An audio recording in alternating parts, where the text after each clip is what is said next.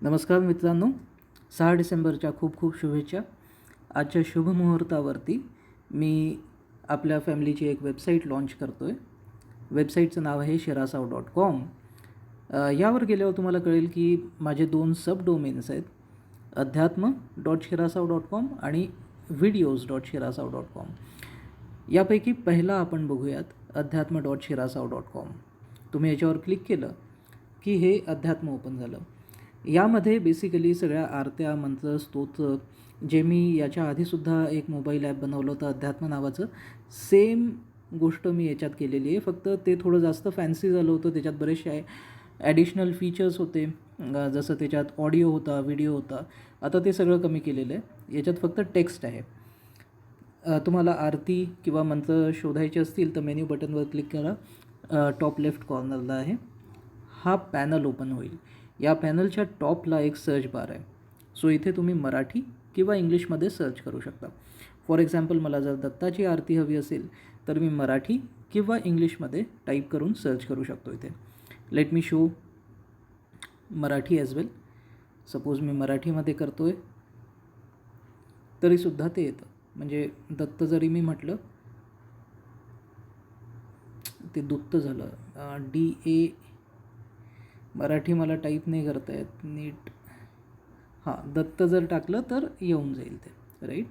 तर दोन्ही भाषांमध्ये तुम्ही सर्च करू शकता. मग कुठलीही आरती जर तुम्ही क्लिक केली तर ती राईट साईडला ओपन होते. आता ही आरती जर तुम्हाला शेअर करायची असेल तर टॉप राईट कॉर्नरला शेअर बटन पण आहे, तर तुम्ही हे शेअर करू शकता आपल्या मित्रांच्यासोबत. ओके, सो हे आहे अध्यात्म ॲप. यामध्ये 2 आणखी गोष्टी सांगतो मी. जसं विजय ग्रंथ हा एकटा ग्रंथ नाही आहे. याच्यामध्ये बरेचसे अध्याय आहेत. म्हणजे एकटाच ग्रंथ आहे पण त्यामध्ये बरेचसे अध्याय आहेत. तर हे सगळे अध्याय इथे दिलेले आहेत. कुठल्याही एका अध्यायावरती तुम्ही क्लिक केलं म्हणजे बोट लावलं की तो अध्याय असा ओपन होईल. स्क्रोल तुम्हाला स्वतःच करावा लागेल. माझ्या जुन्या ॲपमध्ये मी ऑटो स्क्रोल दिला होता, झूम लेवल ॲडजस्टमेंट वगैरे दिली होती. ते सगळं मी इथे नाही केलेलं आहे. ओके, आणि एक अजून आहे मनाचे श्लोक. मनाचे श्लोक जर तुम्ही बघाल तर 205 श्लोक आहेत. हे सगळे श्लोक एका पेजवरती देणं शक्य नव्हतं म्हणून, किंवा ते अवघड झालं असतं, त्याच्यामुळे मी डिस्ट्रीब्यूट करून दिलेलं आहे. 10-10 श्लोक प्रत्येक पेजवरती आणि शेवटच्या पेजवरती 5 श्लोक. सो आपण कुठलाही एक पेज ओपन करूया. जसं 31 to 40 मी ओपन करतो आहे. तर तुम्ही रिस्पॉन्स टाईम बघू शकता, खूप फास्ट आहे वेबसाईट. आता मनाचे श्लोक वाचताना, म्हणजे मी पूर्ण नाही वाचलेत पण जेवढे वाचले मला असं वाटलं की हे थोडेसे क्लिष्ट मराठीत आहेत आणि सर्वसामान्यांना ते कदाचित कळणार नाही. त्यामुळे त्याला सोप्या भाषेमध्ये ट्रान्सलेट पण केलं पाहिजे. त्यामुळे इथे खाली लिंक आहे, सोप्या भाषेत अर्थ. तर हे केवढे मनाचे श्लोक आहेत? 31 to 40 आहे ना. तर याच्यावर जर मी क्लिक केलं तर तेच 31 to 40 श्लोक आता तुम्हाला लिहून येत आहेत. पण तुम्ही लाल अक्षरामध्ये किंवा ऑरेंज अक्षरामध्ये बघताय, तिथे ब्रॅकेटमध्ये दिलेले सोप्या भाषेत अर्थ. म्हणजे हे ॲक्च्युअल श्लोक नाही आहेत, पण हे त्यांचा अर्थ आहे या सगळ्या श्लोकांचा. आणि again numbering is the same. इथे तुम्हाला 31 to 40 नंबर्स दिलेले आहेत. तर प्रत्येक श्लोकाचा काय अर्थ आहे हा तुम्हाला कळतो आहे. आता तुम्हाला परत श्लोकाच्या पेजवर जायचं असेल तर ऑफकोर्स बॅक बटन तुम्ही दाबू शकता. अँड्रॉईडवाल्यांना हा खूप मोठा फायदा आहे. iOSवाल्यांचं मला काही सांगता येणार नाही तुम्ही कसे बॅक जाता, आय डोंट नो. पण जर तुम्हाला बॅक नाहीच जाता येत आहे तर of course you can always go to Manache Shlok and you go to the link 31 to 40. Okay, so that's why I'll say ki please prefer Android instead of iPhone. ठीक आहे, तर हे आहे अध्यात्म ॲप. आता आपण बघूयात माझा दुसरं सबडोमेन म्हणजे आहे videos.shirasav.com. यावरती माझे सगळे यूट्यूबचे व्हिडिओज मी टाकलेले आहेत. यामध्ये तुम्ही टॉपवरती बघाल तर व्हिडिओज आणि प्लेलिस्ट या दोघांमध्ये सिलेक्ट करायला तुम्हाला एक ऑप्शन दिलेला आहे.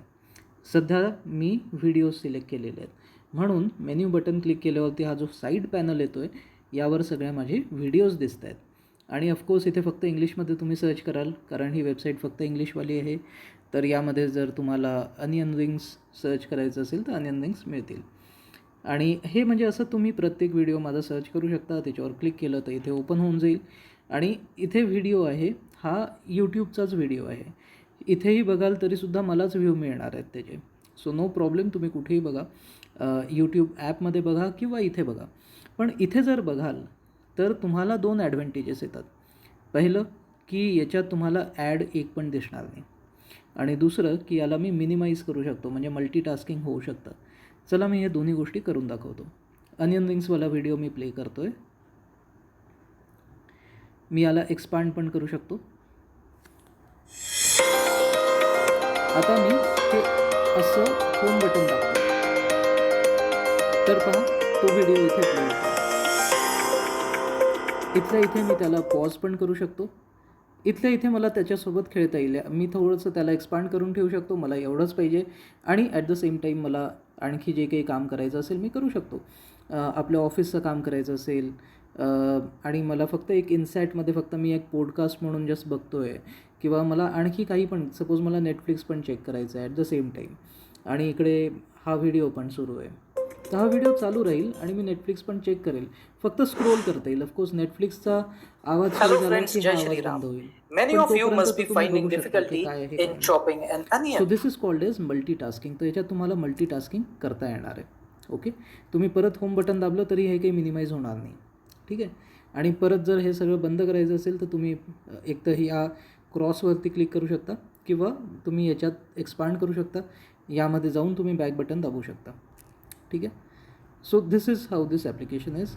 एकदम बेसिक ॲप्लिकेशन बनवलेलं आहे, पण याच्यात तुम्हाला ॲड्स मुळीच येणार नाही. आणि यामध्ये फक्त कामाचेच व्हिडिओ, म्हणजे फक्त माझेच व्हिडिओ दिसतील तुम्हाला, आणखी कोणाचे व्हिडिओ दिसणार नाही. तर बरेचदा यूट्यूबवरती मला असं वाटतं की माझे जे सबस्क्रायबर्स असतील ते नक्कीच कन्फ्यूज होत असतील. त्यांना नक्कीच म्हणजे डेव्हिएशन खूप आहे त्याच्यात यूट्यूबमध्ये. तुम्ही फुल फोकस देऊन एका कंटेंट क्रिएटरचे व्हिडिओज नाही बघू शकत. तुम्हाला यूट्यूब खूप डेव्हिएट करतो आणि अन्य कंटेंट क्रिएटर्सचे व्हिडिओज टाकेल, कधी ॲड टाकेल, काही ना काही टाकेल. तो एका सरळ पट्टीमध्ये व्हिडिओज नीट दाखवत नाही. त्यामुळे मला स्वतःचं ॲप बनवावं लागलं की यार कम ऑन. आता याच्यात तुम्हाला मी सांगतो का मी बनवलं आहे. आता सपोज तुम्हाला डेव्हलपमेंट शिकायचं आहे, तर तुम्ही आधी हे 3 व्हिडिओज बघा, एंड टू एंड डेव्हलपमेंट कसं करायचं आहे. हे जर तुम्हाला आवडलं तर मग तुम्ही पुढे बघा की गिट तुम्हाला आलं पाहिजे. त्यानंतर आयोनिक बेसिकली कसं आहे. फक्त 4 व्हिडिओ, जास्त नाही. आपण खूप म्हणजे 16 व्हिडिओ एका प्लेलिस्टमध्ये असं नाही केलेलं आहे. 4 व्हिडिओ तेवढं कमीत कमी तुम्हाला आलं पाहिजे एवढं. त्यानंतर बॅकएंड कसं बिल्ड करायचं, तर बॅकएंड डेव्हलपमेंटचे हे सगळे व्हिडिओज आहेत. त्यामध्ये मी अगदी म्हणजे बाळबोध पद्धतीने सांगितलेलं आहे की टेक्नॉलॉजी स्टॅक असते काय, मशीन तुम्ही सेटअप कसं कराल. म्हणजे याच्यात डेटाबेस पण आपल्याला क्रिएट करायचा होता, तर डेटाबेस सर्व्हर म्हणजे जो आपला SQL सर्व्हर आहे त्याचं सेटअप कसं आहे वगैरे ते सगळं सांगितलेलं आहे.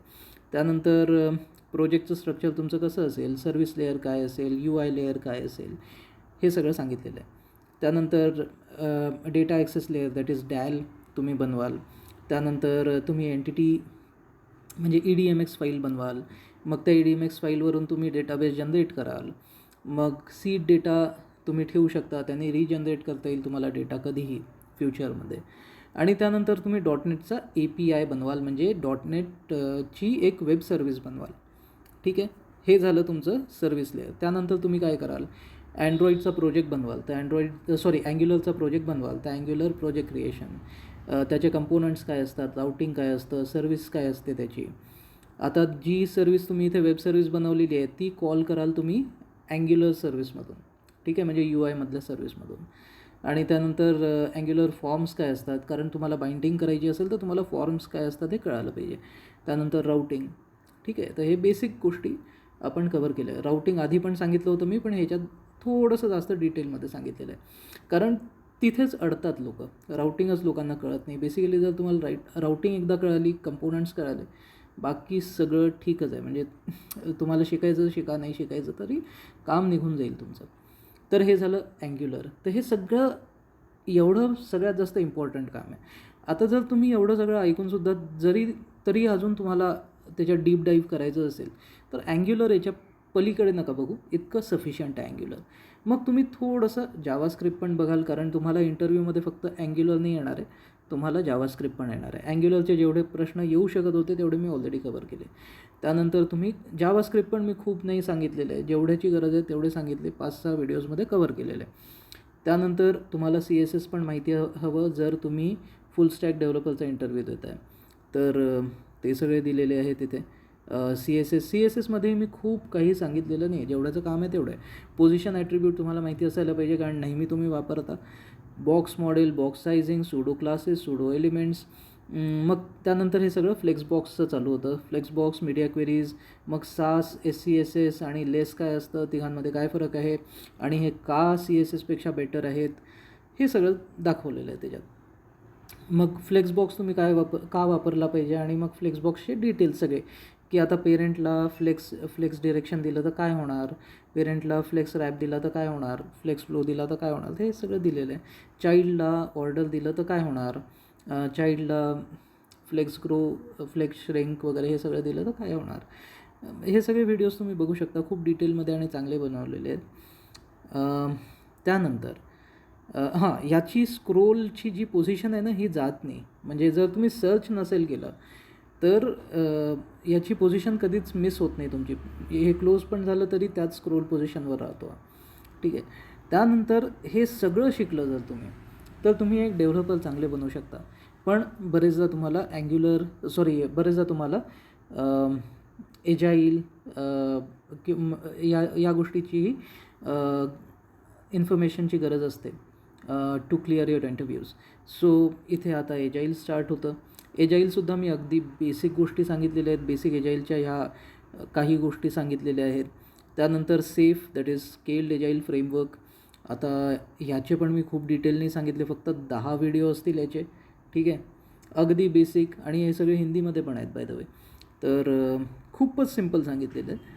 त्यानंतर तुम्ही बघाल की मॅनेजमेंटचे जे इंटरव्ह्यू, आता सपोज की तुम्ही डेव्हलपर आहात तर इतकं सफिशियंट आहे तुमच्याकडे. सिंकवाल्या व्हिडिओपर्यंत बघा, दॅट इज इट. तुम्ही फुल स्टॅक डेव्हलपरचा इंटरव्ह्यू क्रॅक करू शकता.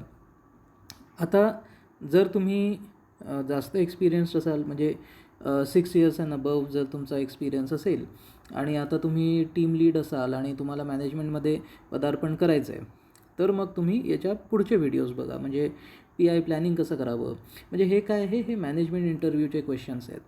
तर PI प्लॅनिंग कसं असतं डिटेलमध्ये सांगितलेलं आहे. आणि हा इंग्लिशवाला व्हिडिओ आहे. त्यानंतर आर्किटेक्चरल रनवे काय असतो, मायक्रो सर्व्हिसेस काय असतात, या सगळ्या गोष्टी मॅनेजरियल इंटरव्ह्यूजमध्ये जास्त विचारल्या जातात. ऑफकोर्स डेव्हलपमेंट इंटरव्ह्यूमध्ये सुद्धा मायक्रो सर्व्हिस कमीत कमी तेवढं तर माहितीच असायला पाहिजे तुम्हाला. तर हा व्हिडिओ तुम्हाला डेव्हलपमेंटमध्येही लागेल, बट अदरवाईज बाकी most of these videos are about management interviews, आणि म्हणूनच मी त्याला मॅनेजमेंट इंटरव्ह्यूवाल्या प्लेलिस्टमध्ये टाकलेलं आहे.